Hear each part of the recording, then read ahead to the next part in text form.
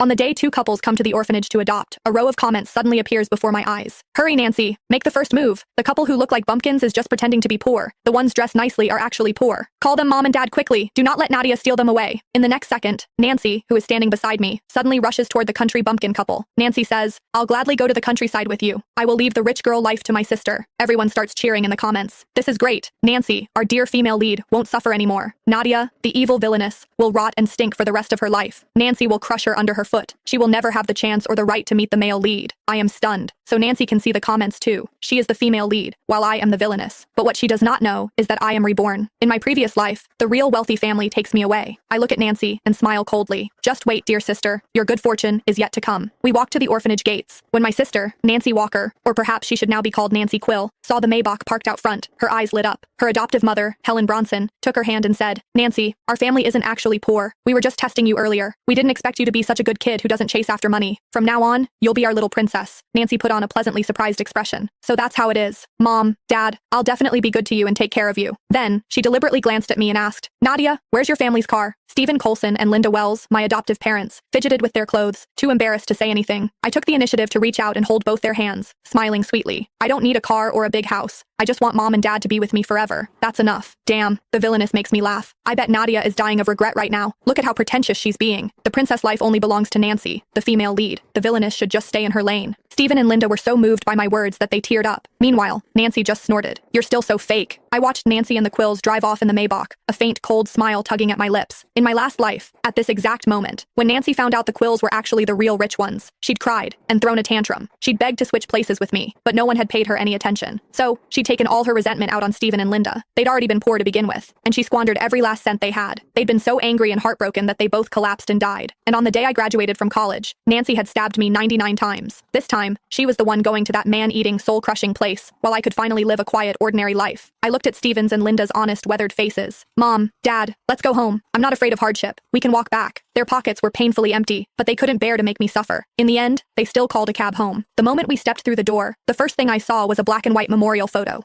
Stephen and Linda immediately stepped in front of me to shield my view, gently comforting me. Nadia, don't be scared. This is your older brother. He passed away many years ago. I smiled and shook my head. I'm not scared. I knew they'd lost their son in middle age and had only then decided to adopt a daughter. They patted my head, deeply moved. You're a wonderful child. Don't worry. Even if we're poor, we'll never let you go without. She'll never make anything of herself. Not when she's living in a dump like this. Nancy's bedroom and bathroom are both bigger than this whole crappy rental. The gap between them is insane. I took the place in with one sweeping glance. It was just a rundown rental apartment, but compared to the cold, beautiful prison that was the Quill residence, this place felt much cozier. At dinner, Stephen and Linda kept piling meat onto my plate.